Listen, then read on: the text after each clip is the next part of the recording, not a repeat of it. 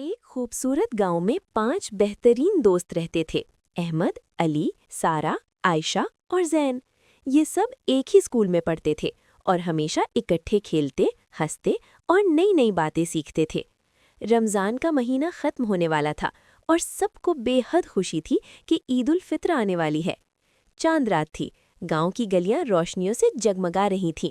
سارہ اور عائشہ اپنی امی کے ساتھ مہندی لگا رہی تھیں، جبکہ احمد، علی اور زین بازار سے آخری خریداری کر کے واپس آئے تھے۔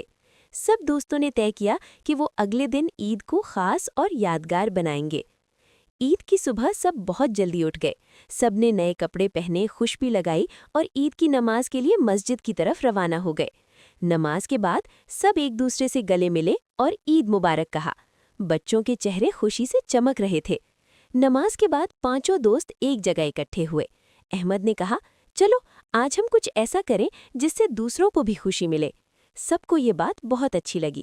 عائشہ نے کہا، ہمارے گاؤں میں کچھ ایسے بچے بھی ہیں جن کے پاس نئے کپڑے یا کھلونے نہیں ہیں، کیوں نہ ہم ان کے ساتھ اپنی خوشی بانٹیں؟ سب نے فوراً اس بات پر اتفاق کیا۔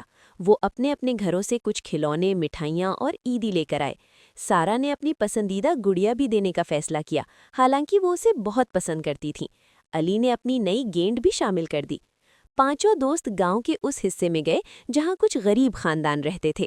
وہاں کے بچے انہیں دیکھ کر پہلے تو حیران ہوئے، پھر خوشی سے ان کے پاس آ گئے۔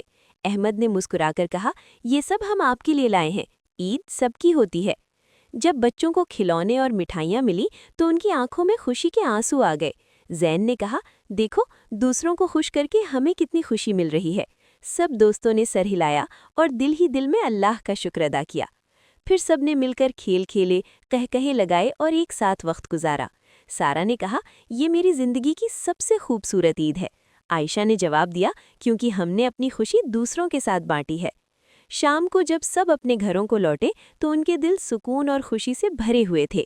ان کے والدین نے بھی ان کی تعریف کی اور کہا کہ یہی عید کا اصل پیغام ہے، محبت، بھائی چارہ اور ایک دوسرے کا خیال رکھنا۔